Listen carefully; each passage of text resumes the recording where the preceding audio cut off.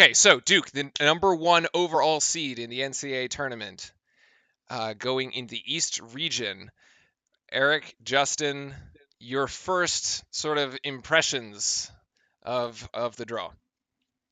I mean, I actually like most of where we're at. I'm not. I'm fine with the like Mississippi State, Liberty, Virginia Tech, St. Louis. VCU is kind of a tough 8 seed. I think they're the top ranked 8 seed. Um, the rest of our little eighth or whatever of the thing is pretty nice. Drawing Michigan State was unfortunate. I think I mean, they're slated as being number 6 overall ranking, and then somehow that turned into them being with the number 1 overall seed. I think they should have been in a different quarter of the bracket, especially because they almost had a resume that they could have been a number 1 seed themselves. I mean, they were actually, I think, the only school to win both their Yeah. conference tournament and their regular season conference, and they're scary good. They have a veteran team, a lot of juniors, a lot of seniors, and they've beaten a few other really good teams throughout the year. So They beat Michigan 3 times. 3 times, and Michigan got somewhat a better draw than them, even though they acknowledge that. Like, yeah. Anyway, I'm a little salty. My dad's a Spartan fan, so. But I also would have enjoyed seeing Duke and Michigan State potentially in a Final Four in Minneapolis, but. That seemed to happen once in 2010, and it worked out pretty good for Duke. So, Right. but when they were on the opposite side, we didn't have to play them. I mean, I think Duke can handle Michigan State. Yeah, so Tom Izzo it does not have like anything close to a winning record against K, Yeah, especially in tournaments. So 4 of our 5 championships have come as a number 1 seed, including the ones in 2010 and 2015. And I mean, last year we weren't a number 1, but we were basically one shot away from a Final Four yeah, for Kansas. yeah. Mm-hmm. But yeah, Michigan State's all. I mean, they're in great tournament mode right now. They just Yeah. like have. I mean, they were actually down to Michigan in their tournament championship game, and they just had a will to win and come back. And they were showing a lot of the things, the behaviors that you kind of need to have to win tournaments. Hitting clutch free throws, um, you know, clutch 3 pointers. Playing defense, getting turnovers, and stressful situations. So I think some kind of those like things you can't technically see a stat on sometimes kind of come through more in the tournament, but. I like where we are. I mean, Louisville's in our bracket. If we potentially have to see them, if Michigan State doesn't take care of them for us. There's no Um, there's no way. Louisville is such a broken team ever since we beat them. There's no yeah, way. They've This- been sinking fast. They've been Sinking sinking yeah, fast. They're out in the Maryland, first round. Minnesota over Louisville. There you go. yeah, LSU. I think I've watched like one of their games. I think you guys probably know more about them than I do. LSU with a cheating coach that isn't Yeah, coaching. Yep, I picked that upset too. yeah, yeah. People, there's always like kind of there's like certain things you kind of like look for in a tournament. Sometimes like people forget that there's some good teams out there that have like not so great coaches. They just like they have really talented players, and they've got them pretty like coached them well enough to be good. Because like I'm sure some of these teams that are out there could be great if they had the right coach, but some coaches are just kind of get by because they got some good players in a all right conference. Maryland, I actually haven't watched many of their games either, but I think that they're also pretty good. The well, not everybody can have Coach K or like Tony Bennett or Mark Few. I won't mention the other coach in the bottom right hand corner. He's probably off test driving Infinities with his mascot right now, on his way to God knows where they're playing. I guess Columbia. Um, I think that there's an interesting matchup with Virginia Tech. Yep. Talk to Yes. me about this one. So I mean, was it Blackshear gave us a lot of trouble in the last matchup. I think that becomes different with Zion back. Um, but I mean, they played well against Florida State, but we just beat Florida State. I think if we can play like we played against Florida State, against Virginia Tech, we don't have a problem. I think we should be able to handle Blackshear, or at least hold him down enough to be able to beat him. And I think he's been one of their best players. So I think as long as we can focus on that. And who's the other guy? Justin Oh, I got Robinson forget. coming back Yeah, off he Yes. injury. Oh crap! Just That's came right. back. Just came back. Ooh, I forgot about that. That'll Well, give him a bit of a spark. Yeah. But I haven't looked at their record in the tournament over the past couple of years, but obviously not that great. Yeah. The problem is that it's in March, and by the time we play them, it won't be February 16th. So I think we'll be okay. Yes, I think we'll be okay. There's no curse of the February 16th there.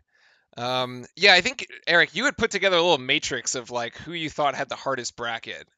Yeah, well, yeah, because it honestly started because I was a little salty about the Michigan State one. I was just trying to wrap because I've never paid attention to like that there's actually these overall rankings. I always knew about like the overall number ones and stuff, but I never thought about like the rest of the rankings, like 1 through 64. Like they actually give them all a number, but it's not like I've always thought it was like pretty like straightforward. Like like basically number 64 plays number 1, and kind of do the whole tournament like that.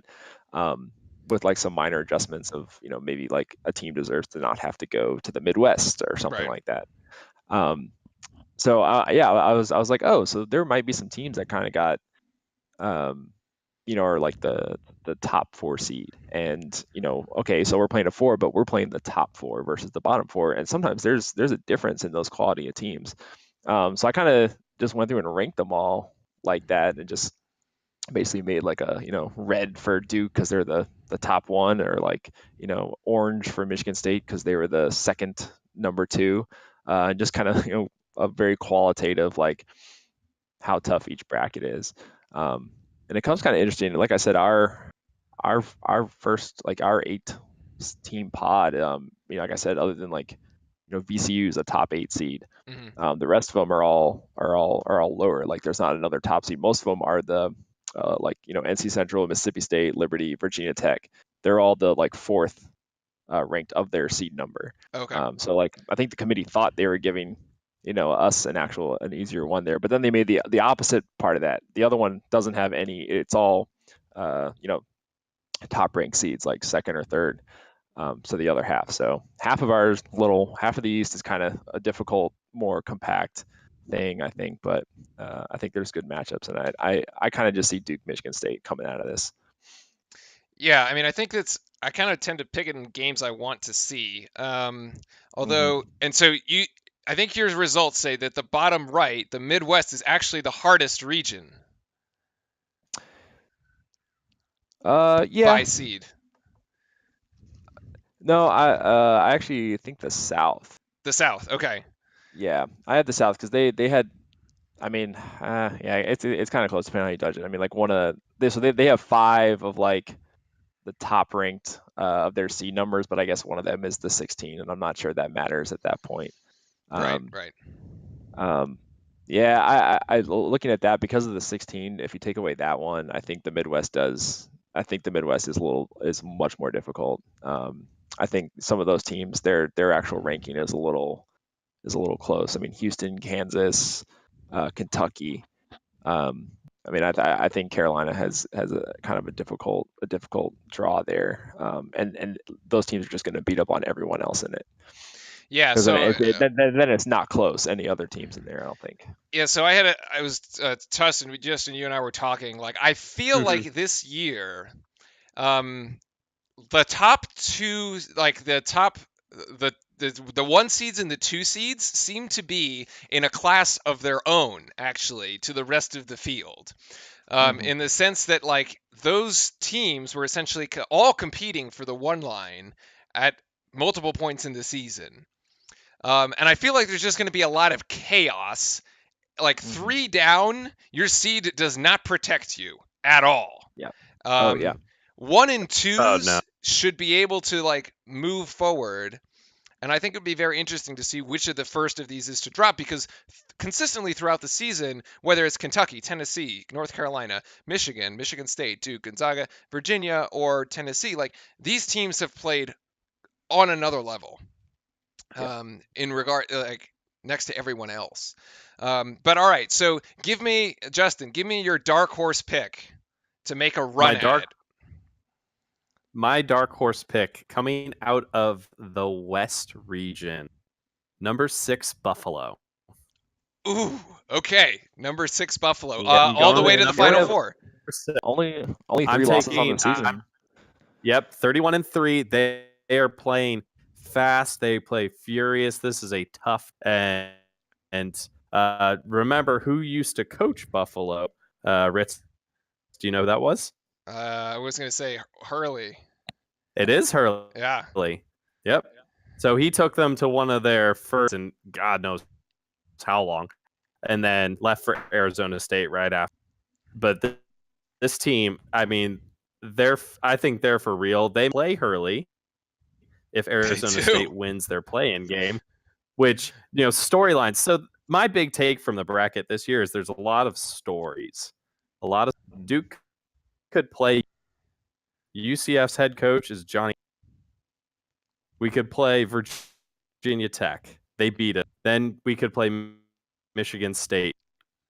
Coach K versus Tom Izzo. It really doesn't get more of a storyline. And so my dark horse is gonna be Buffalo. Okay. Eric, your dark horse for the tournament. I was just looking who they ended up getting paired up with. I was really liking, maybe not to win the whole thing, but to get farther than expected. I really wanted Wofford. Wofford. Yeah. Yeah, But you've then- been on the Wofford train for the last couple weeks. They Yeah, almost but then lost their title game. I know it's hard to go against those adorable dog mascots, but Kentucky, I don't know if they can pull it off. I actually like Houston a lot. Okay. I've seen a couple of their games. Kind of like the way that they've been playing. They've kind of been pretty good over the last couple of years too. I always just feel like there's just always like a team from like I don't know, Texas or Oklahoma or something like that I always just like forget about to like watch, and they end up like killing my bracket. How about the Anteaters? Oh, Virginia. It could Watch be. out, Virginia. Watch out, Virginia. The UC Irvine Anteaters. I mean, that would be a story. Yeah. Do you know what the sound that an anteater makes? No, I don't. Zot. Z-O-T. Zot, zot, zot. Zot, zot, zot. Yep. Zot. So, Okay. but the thing is, Kansas State just had its top player injured, which is why they lost the game in the Big 12 tournament. They didn't actually. They won the Big 12. They shared the Big 12 with Texas Tech, but didn't actually go on to play in the championship game.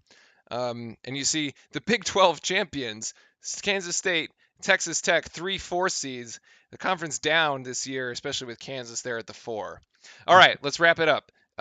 Wait, Elite Eight. Speaking of stories, how do we feel about Marquette? How do you feel? You tell me. How do you feel about Marquette? Where are we Well, at? I like Wojo. He's They Against playing, John Morant and Murray They're playing State. John Morant in the West. Yep, 5-12 matchup. yeah. Marquette's been on a down skid. I think they've lost the past 6 games, even though Marcus Howard is still scoring 35, 40 points a game. Yeah, see, that's the thing. Like, sometimes I get worried about teams that have one insane player. Gotta have at least 2.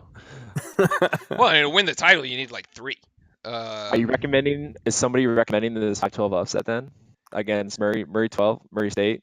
I took Murray State. Justin wants it. Justin's gonna put. Okay, he's going out on the limb. Justin gets Murray State, the 12. Yep. There 12 you over go. the 5. I think the popular one is New Mexico State over Auburn. Although Auburn just won the SEC, so don't tell Bruce Pearl that you're picking that one. Oregon just won the Pac-12. They're up against Wisconsin, so they're a champion. And then Liberty against Mississippi State. I suppose any of the 12s really have a shot. I think Oregon can take down Wisconsin. Wisconsin is agree. they're so another thing I always try to look for as far as teams going far in the tournament is imbalanced teams. Like Wisconsin, their offense compared to their defense. So and there's there's a great website you can go look at this. What's it, kenpom.com. Yeah. Where kind of creates these stats of offensive and defensive efficiency. And there's Virginia last year historically is top ranked defense last year, but their offense was way lower. And you kind of have this this misbalance. And I think like Gonzaga is a prime example. They have an incredible offense, but maybe not as high of a ranked of a defense. I think Duke is pretty balanced. I think I checked it today, and he had us like ranked sixth for both. Yeah, so my But understanding is that no national champion has been outside of the top 10 in both in the past however many years, right? yeah, Like you I have think to I mean be top 10 in both offensive defensive efficiency, and those are the teams that are vying for the national titles. Those are the contenders, and everyone else is just pretending basically. yeah.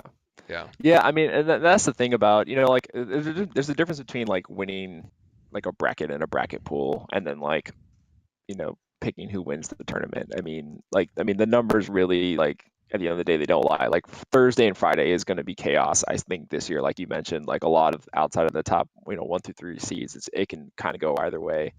Um, especially into the second round. But after that, like the numbers don't lie. Like generally, it's a 1 or 2 seeds end up in the final Mhm. four, and I think that's pretty clear this year that it's just like a top tier.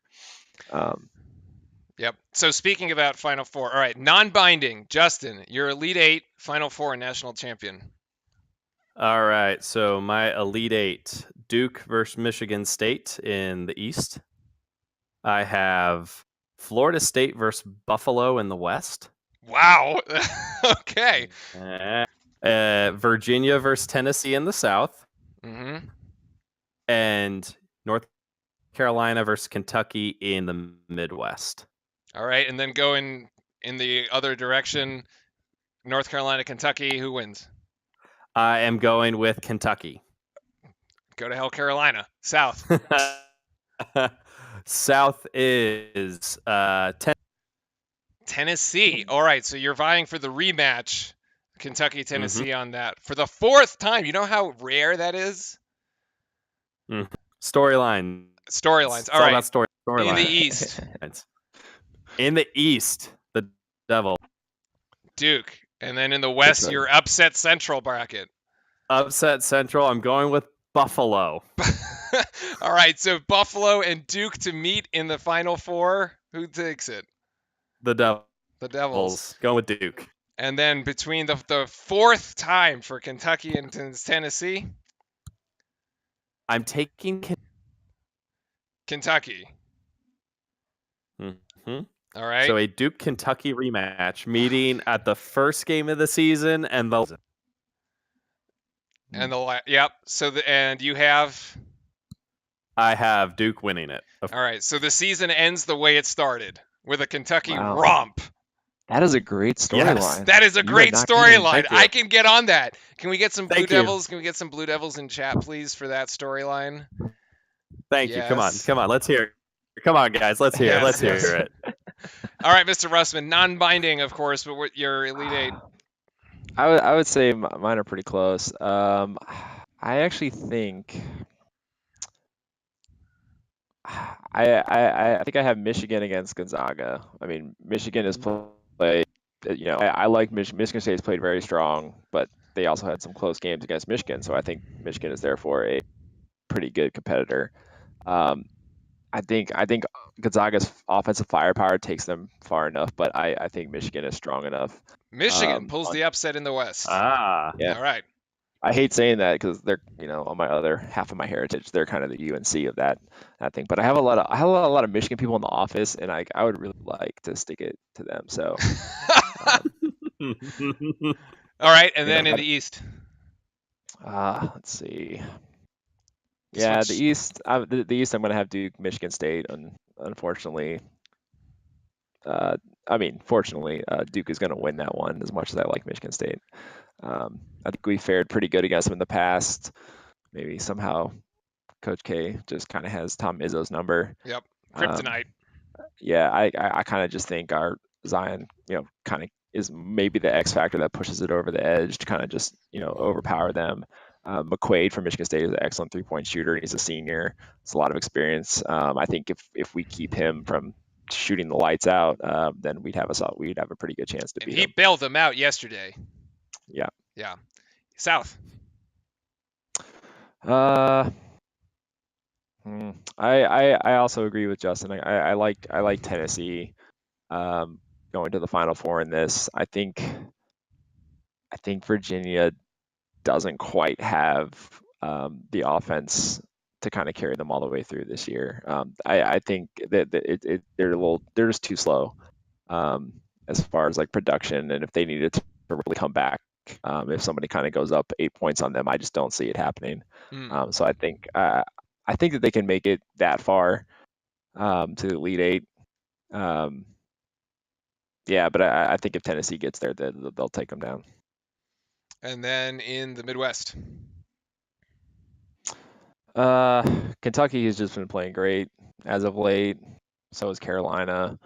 I always like deep down like don't want to have it just be all ones and twos, but like I hate running chalk brackets. But yeah, I see Kentucky against Carolina and Kentucky beating them. It's All not right. super interesting. Sorry. And your national champion. Oh, Duke, of course. Oh, of course. All right. I always pretty much send them to the middle and then work backwards. So. And work backwards. Say what needs to happen for Duke to win this whole thing. Yeah, mine is actually pretty similar. I actually have Texas Tech coming out of the West. Florida State beating Gonzaga. Florida State going to play against Texas Tech, and then Texas Tech taking the matchup. Yep. But I agree. So Iowa State against Kentucky. Kentucky wins, and then Kentucky beats the Roy and the Tar Heels. And I agree with you, Justin. I think storylines and the matchups you want to see, the season ends exactly the way it started, and things come full circle because you just can't write a better story if you tried. Nope. And you can't. That's just how things seem to